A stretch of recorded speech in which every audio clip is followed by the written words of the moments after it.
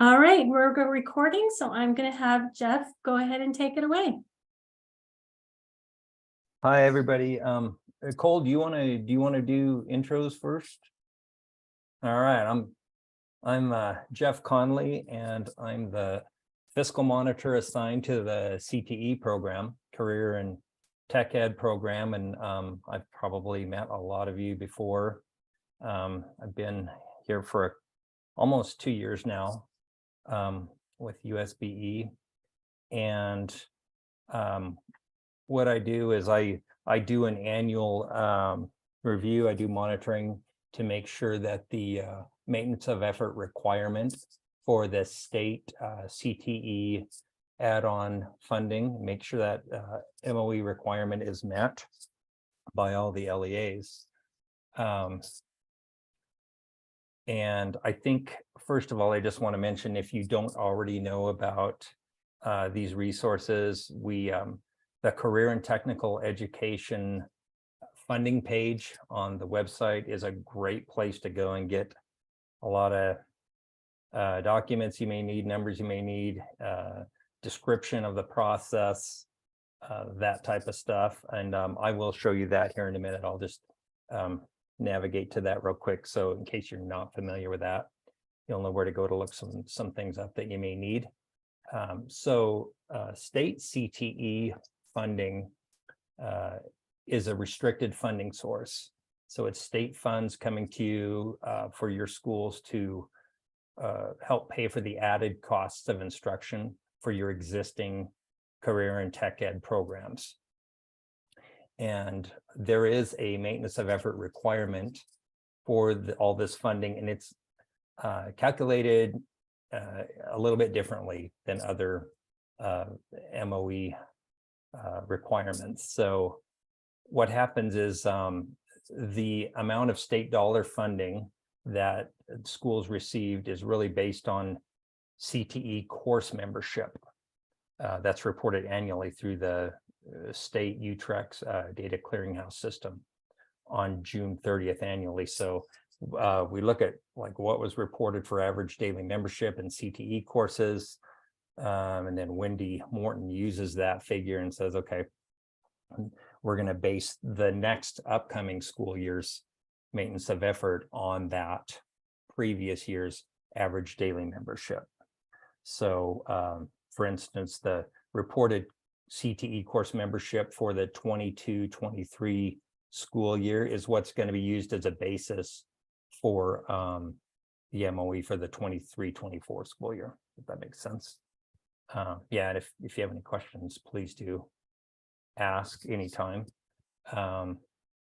So as I mentioned, state CTE funding is used to support the additional cost of CTE instruction in programs, and they're considered restricted funds, so they can really only be used for CTE instructional costs in grades 9 through 12. And they come with that annual maintenance of effort requirement as defined under Board Rule R277-911-4. So that's a good one to be familiar with if you've never went and looked at that. That really spells out the maintenance of effort as well as other requirements for this state add-on funding. And basically, to be eligible for these CTE add-on dollars from the state, schools have to agree to first expend the regular WPO for the approved CTE programs grade 9 through 12. So basically what the rule is saying is you need to spend X number MOE amount of dollars first using unrestricted or local funds to maintain, say, well, we put this much effort into it of our own funds. Right now we're eligible for this additional funding for our additional CTE costs. So the annual, the magical MOE dollar amount that it's going to be different for every LEA because it's based on the prior school year's average daily membership in CTE courses. And that could be found on the CTE maintenance of local effort spreadsheet. And I will show you that spreadsheet. It's located under the state allocation table section of the CTE website. So let me just show you that real quick. I know a lot of you probably already have seen this, but it may be helpful for others, I think. Okay, so this is just the USBE general website. And so if you come down here to departments and programs, select that, then you can go down to the career and technical education specific page. Once you're on this page, I think this is the tricky part. A lot of people have trouble finding this stuff, but you have to go to this little hamburger looking menu, I guess they call it that. Click on that and it gives you all sorts of options. And what a lot of BAs end up going to is this funding link right here. I'm going to click on that. And then you have information based, your federal funding, like your Perkins stuff, state funding stuff, and then other resources. So go over to state funding, tells you, pretty much says what I was just saying, what rule covers the maintenance of effort requirement. You know, you can read a little bit about like why it's required and where you go to find out more about it, the specific rule. But what the report that I'm talking about, if you come down here to the state allocation tables, you go to the year in question. So for instance, for this school year, the 2023 school year, we would go and we'll be looking at this, but really 2023 isn't done yet. I'm going to go ahead and look. I'm going to go ahead and take you to this one for fiscal year 2022 and come down here to the CTE maintenance of local effort. So this has all been calculated. Let me make that a little larger. This, Wendy Morton has already calculated this and put it out there. You'll want to go and look and see what your LEA's requirement is for every year. So find the right year, let's say, okay, for the FY22 school year, this over here is my MOE requirement. So the MOE is over in this column, minimum qualifying expenditure. And the way that this is calculated is, as I mentioned before, you guys reported your school year 21 average daily membership. You recorded membership for those CTE courses, and that's this number right here. And then the legislature came up with this. This is the WPU value for that particular year. So your average daily membership times that WPU value, so per WPU is what's going to equal this. So that's going to equal your actual MOE. So be able to get to this document here, come down, it's got all the LEAs. Find wherever you are, go over there, and you can see for FY22 what the MOE was. And then let me also let me go back a little bit here. Let's see, just a sec. Sorry about that. Let me go back and say, okay, for 23, for this FY23 school year. So if you go to maintenance of local effort here, this, as you can see, doesn't say final. It says mid-year update.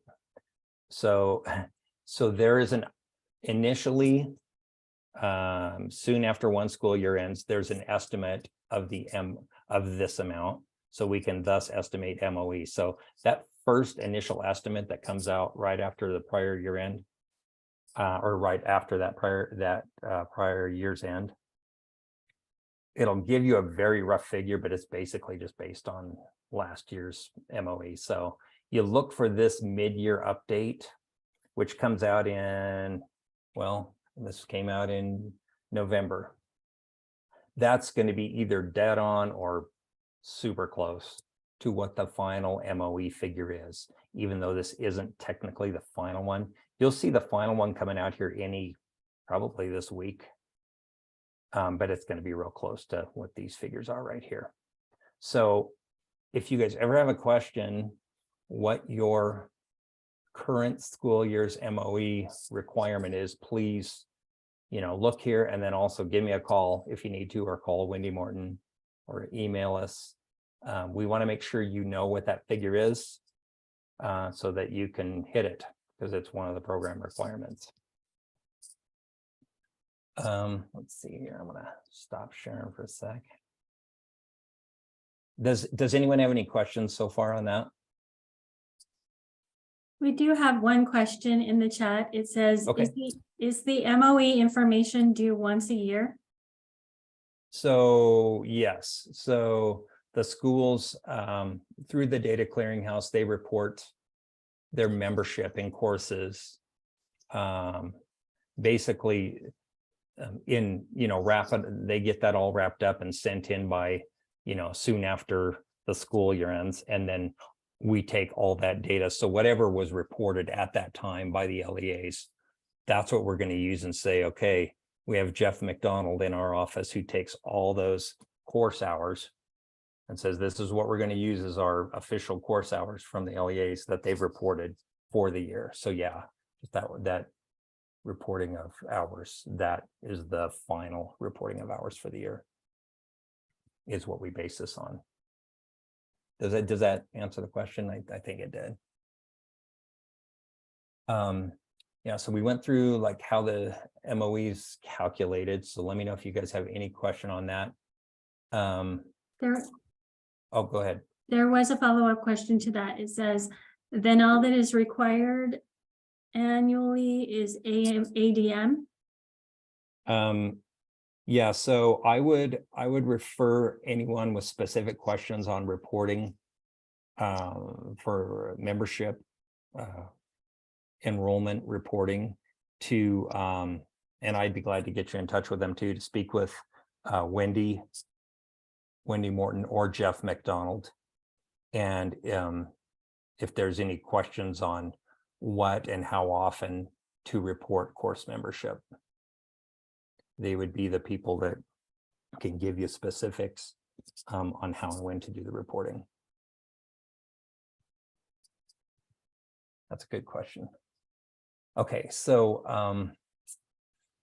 USB eCTE, generally me, monitors CTE add-on dollar recipients annually to ensure that MOE requirement is met. And so it's usually around January when we get the finalized FAPR information, specifically the Schedule C on the FAPR.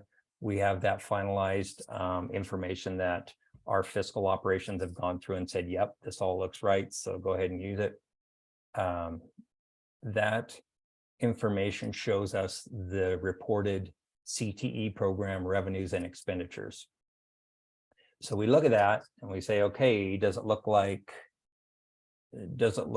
you met the MOE requirement? So basically we're saying, did you first of all expend this amount?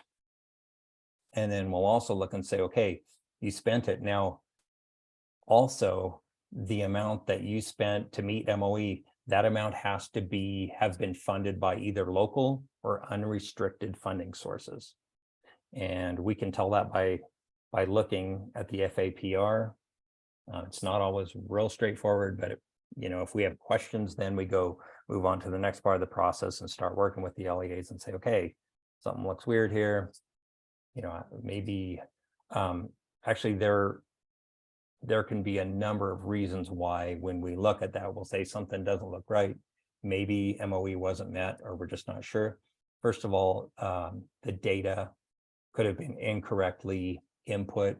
The UPAFS upload might be a little bit not what it should have been.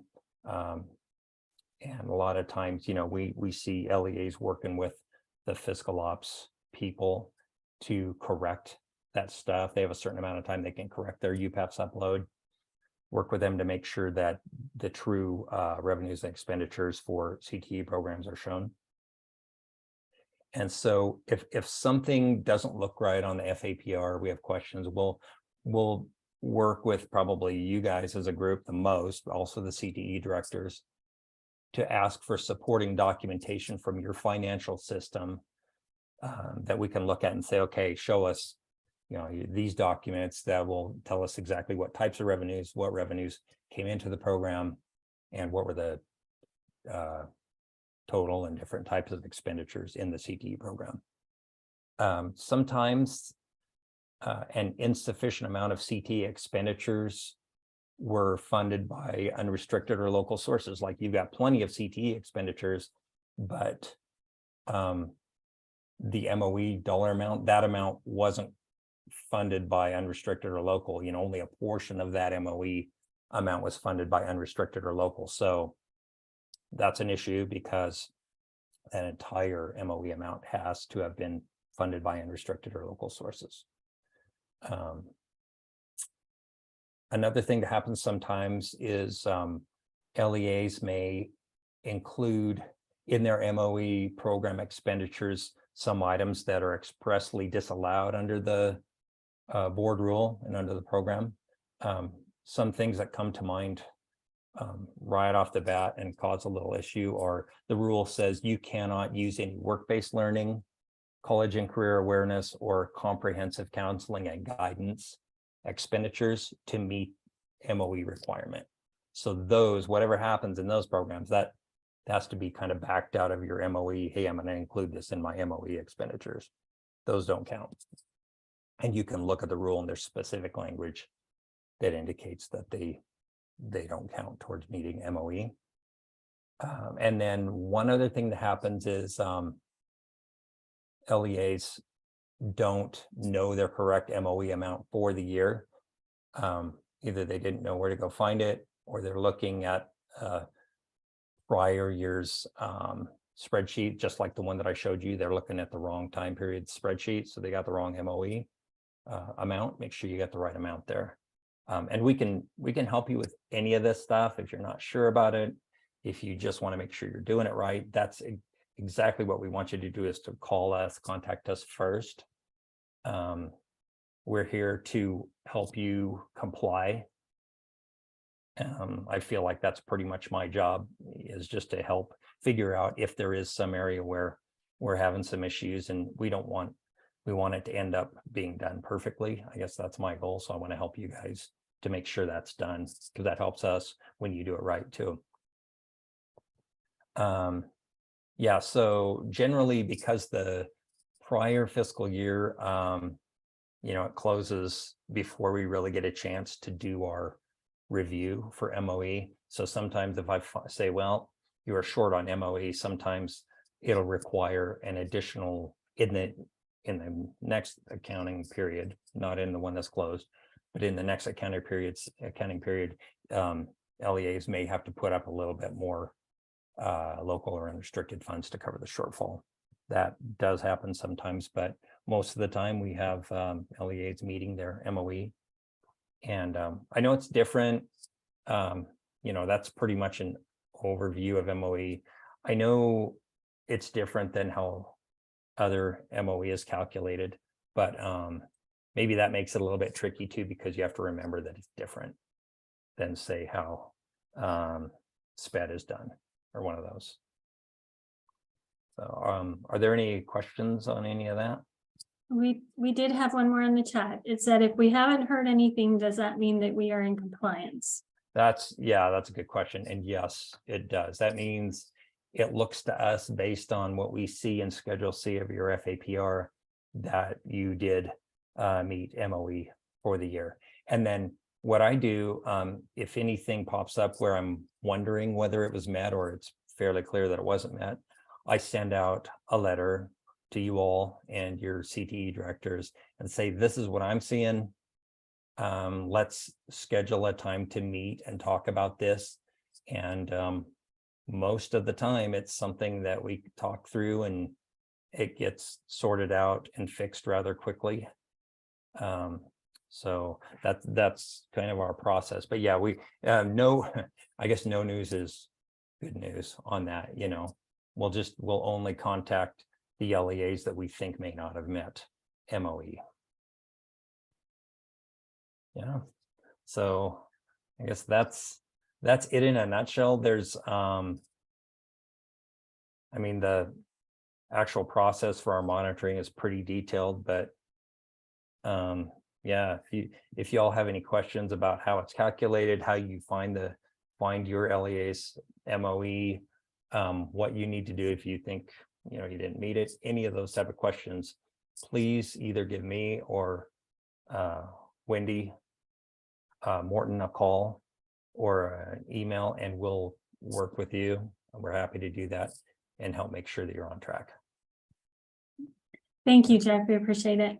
Yeah, you bet. Okay. All right. Next up, we have Tammy, who's with the title program. Hi, I'm Tammy Long, and I'm going to try to share this, we hope. I've been with you did it work? Okay, I've been with USBE for about 4 years, and I do the title monitoring. And if you don't hear anything about maintenance of effort, you've done a good job. Yeah. Let's see. Okay, so for Title I, we're looking at 2 years worth of information, and there's 2 criteria we look at. The total non-federal expenditures, and like I said, it's 2 years, and then it goes in and does the comparison for the 2 years, or there's a per pupil amount. So we're looking at both of those criteria when we put the information into our spreadsheet to figure out the MOE. So it's what you spent. And then this second slide shows which funds we're looking at. And this is what the LEAs report to USBE. And we take those expenditures and revenue and we calculate it all out to figure out the MOE for each LEA.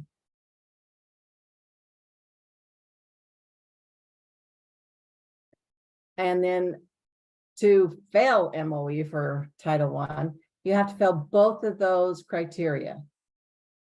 And if you fail to meet MOE, your current grant would be reduced. But before we would reduce it, we would notify you and we would have a conversation. And I've never failed anybody so far. So I think y'all know what you're doing. The one thing we do have a problem with when we go out to visit the LEAs is they need a policy and procedure for maintenance of effort. This is where you need to say, I mean, you should have like a section for SPED for all of these different things for title that says, this is where I go to get my information. This is what's uploaded, what systems you're using. And so that, the next person can see how things were done and what's happening. And then it kind of just covers your end in case somebody doesn't show up for work one day. Does anybody have any questions for me? Oh.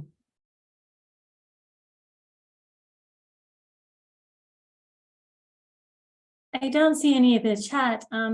You can feel free to just unmute and ask as well. If there's anything, that's fine. And feel free to email anytime too, but like I say, I haven't had to contact anybody, so I know that everybody knows what they're doing. They probably just don't have a policy and procedure in place.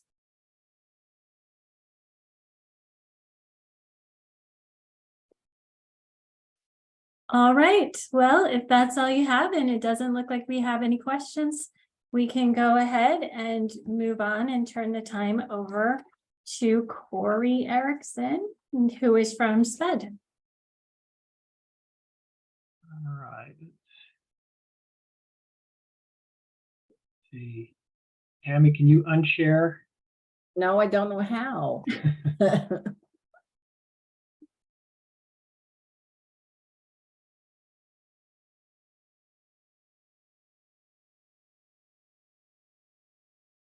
Mine is down on the very bottom, or you switches from share screen to unshare, I think, or something like that. Next It's to not the, showing me the bottom of the screen.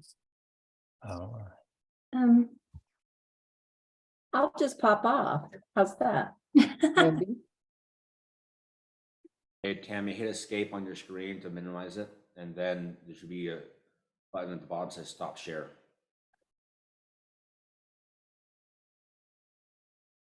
I can see it in my little icon, but it's not coming up.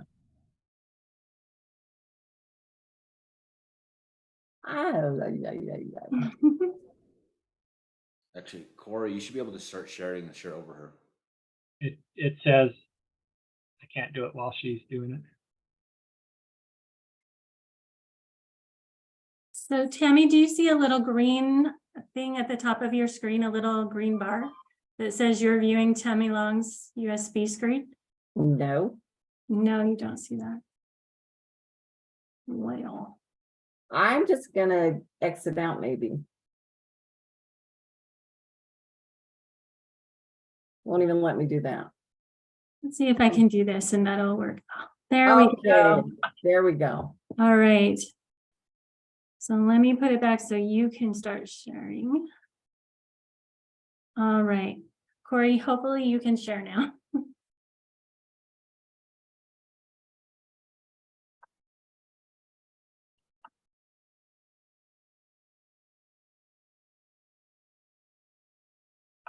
Okay, everyone seeing that there? Yes. All right. Just, we did some introductions there, but briefly on the fiscal monitoring. So we're under the financial operations organization. We have the fiscal monitoring team that Cole Shakespeare is the manager over all the different programs for fiscal monitoring. And we have Neil Stevens on the call here today also, who's the special education fiscal manager. And so there's two of us really right now, myself, that's a fiscal monitor, and then Matthew Nye. And then we also have Jerry Rogers, that's not under fiscal monitoring, but does a lot of the fiscal work that I'm sure a lot of you have worked with on the grants and some of the other programs there. Today, I thought we'd go over, so this is special education, maintenance of effort.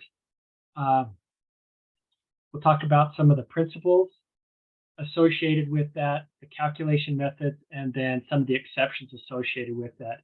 And there's two different standards that we work on regarding maintenance of efforts. One's an eligibility standard, and then one's a compliance standard. And the eligibility is more of at the beginning of your grant period or at the beginning of the year is where you're budgeting, that you're budgeting sufficient amount of funds for special education from state and local funds. And USBE has decided to use the grant application. So when you're doing your grant application for FTFL, those applications, it has that MOE section. That's what we use for your budgeted amounts, just to make sure that you're aware of what your MOE amounts should be and that you're budgeting sufficient funds for those. Obviously, those can change during the year, but this gives us an idea, and it meets that eligibility requirement that is part of maintenance of effort. The other piece of that is the compliance standard, and that's what we're going to be talking about today, is the compliance piece. And compliance can be either calculated by the LEA or it can be done by the SEA, or Utah State Board of Education. And currently we do the calculations for that, but it's something that we require everyone to look at their budgets and monitoring it as they're going along. But we're the ones that have been pulling the data and populating that and providing that to the Department of Education on an annual basis. So talking about the principles, some of the principles which you're going to be familiar with is, special education costs more than general education, which I'm sure you're all aware of that. Another principle is that state and local resources must be used to support special education.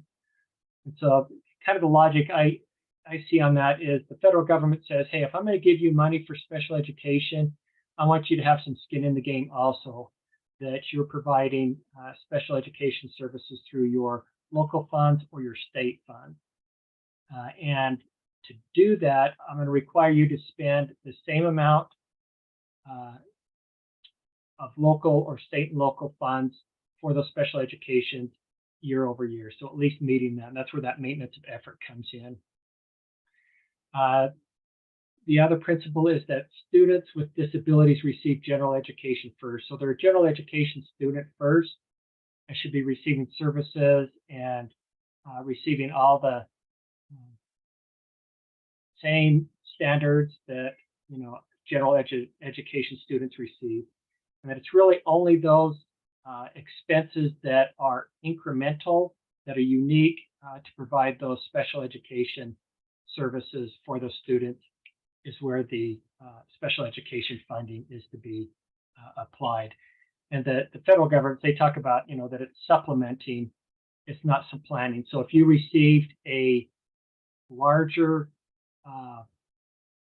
grant of federal special education funds, they don't want you to then be reducing how much state or local funds you're going to be spending because you just suddenly got these this large increase in federal funds. They want it to be supplemental to what you're already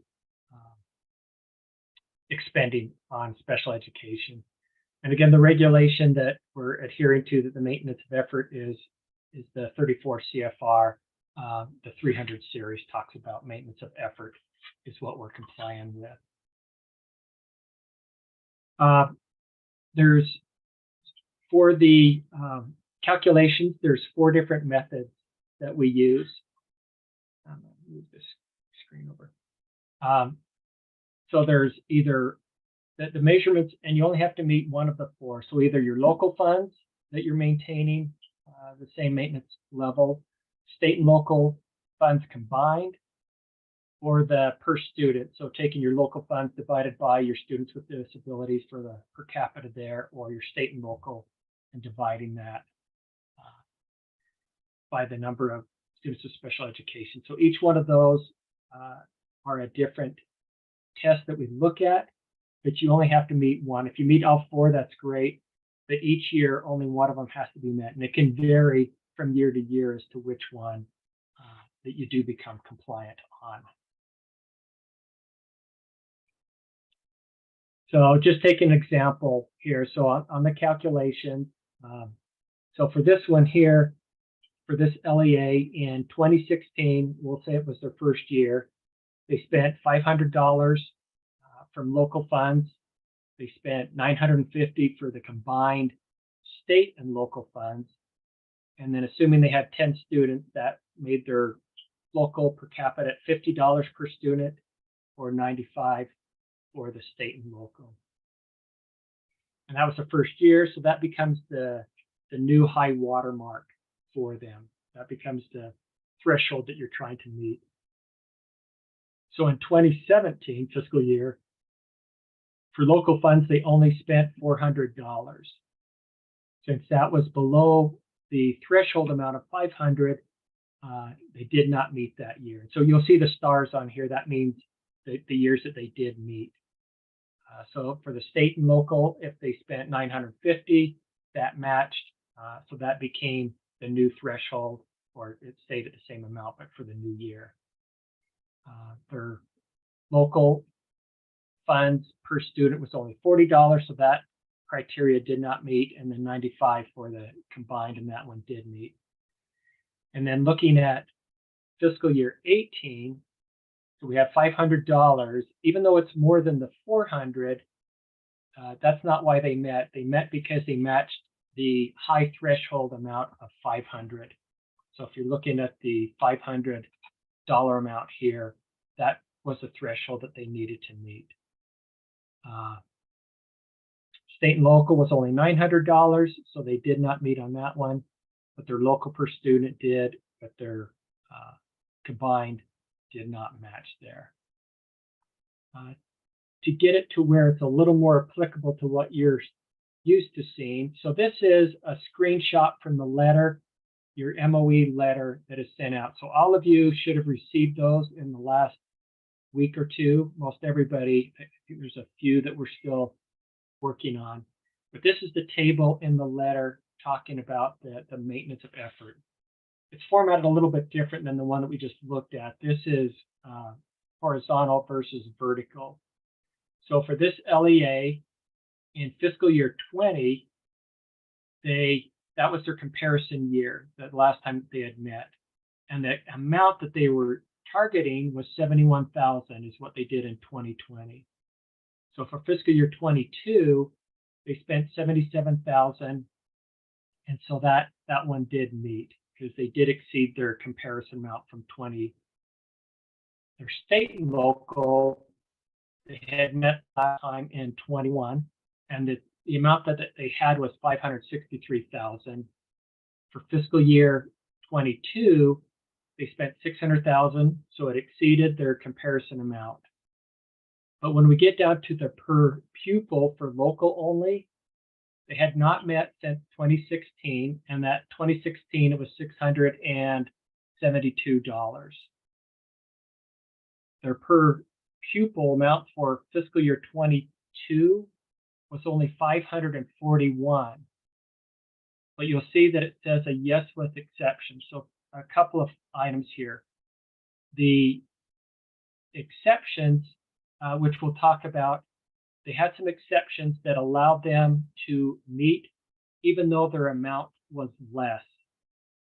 So $541 per student, since they met with the exception, now becomes the threshold amount. So even though it's lower than the comparison amount, their next year's letter will show 541 as the comparison amount. So as you have exceptions, what it does is it can lower your threshold amount that you need to meet by.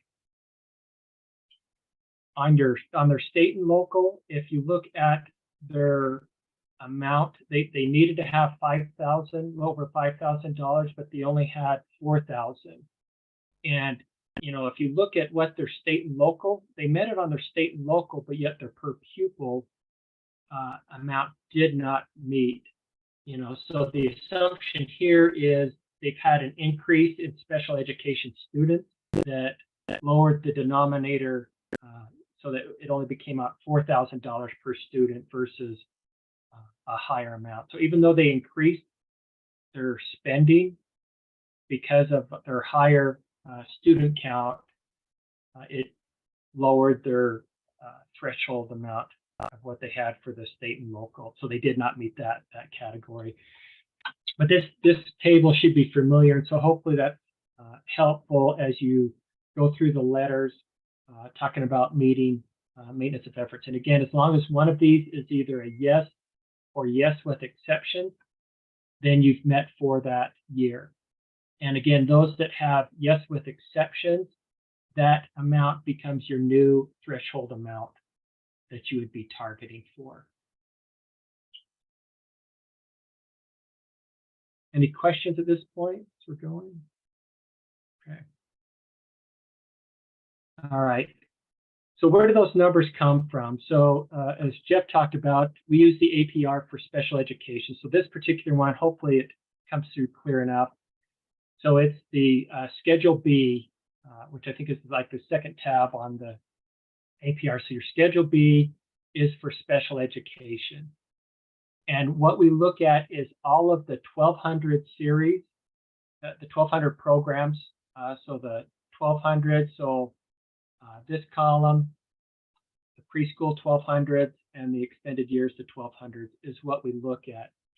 So to calculate, so if you wanted to look at and calculate your own MOE from the APR, for state and local, we use the subtotal expenditures. So this 10,000, or excuse me, 10 million, 2 million, and 104,000, those three combined is what would be used for your state and local amounts, total amounts. For your local revenue, we would use your total local revenue. So we'd be combining for those three categories in the 1200 programs to come up with your local amounts. I've highlighted the federal restricted. We take those out of the state and local, so they're not included in these amounts here. So it's taking your expenditures, but we exclude any restricted federal funds that happen to show up in the 1200 series for the calculation. So as you look back at this one here, so all the local expenditures was taken from that first line of yellow highlighted items in the APR. State and local was taken from the bottom one minus any federal expenses that showed up in those 1200. So that gives you an idea of how we come up with the calculations. And that's why we may sometimes have questions about how your reporting or how your mapping is from your accounting system going into the UPEF system to make sure that we're recording all of those expenditures correctly. We've talked about those exceptions. So there's the 5 different exceptions. One is if you had a personnel that had left, and either you were having trouble replacing them, so there wasn't the expenses happening, or if it was like a more senior special education teacher and you hired a more junior one, and there's a discrepancy in pay between the two of them. That's one of the allowable exceptions where you can reduce your maintenance of effort. The second one is if there's a decrease in enrollment, that can reduce your maintenance of effort threshold. This one we automatically do, so I populate that in each calculation, the changes in enrollment. The third one is if you had a termination of an obligation of a student that was an exceptionally costly program, because the student has left or aged out or no longer needs that. And that's another one. The federal government allows an exception. And then termination of a long-term purchase, such as equipment, where you're finally done paying for that, then we can look at those expenses for that year. And then if you did participate in the high cost fund operated by USBE, we're picking up some of those high cost expenses there to help facilitate that. That's an expense that we can take out of that. I would recommend that you look at the exceptions, even if you meet maintenance effort, just to see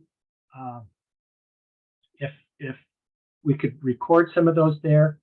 If you meet maintenance of effort, then the exceptions don't carry forward. But if you've had one of the 4 categories that you haven't met, since 2016, and there was exceptions in each of those years, eventually, if the amounts accumulate, then it would take advantage, which could have happened on that one example that we were looking at there. So it's something to look at as you're reviewing your maintenance of efforts. And if you have any exceptions, feel free to reach out and give me a call on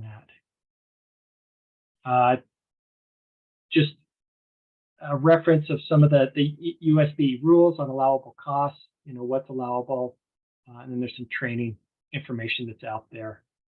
Also, again, there's my contact information if you need to reach out to me. Hopefully that was helpful. Thank you, Corey.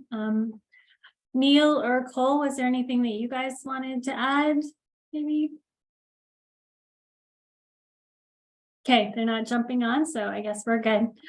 All right, everybody. So that concludes our training for today. You actually get about 10 minutes back in your day. So I hope you get an opportunity to use this for something enjoyable. The whole 10. Anyway, thanks you guys for coming. Thank you for all our presenters. We really appreciate you giving us your expertise on this, and I hope you all have a great day. Thanks so much. Thank you.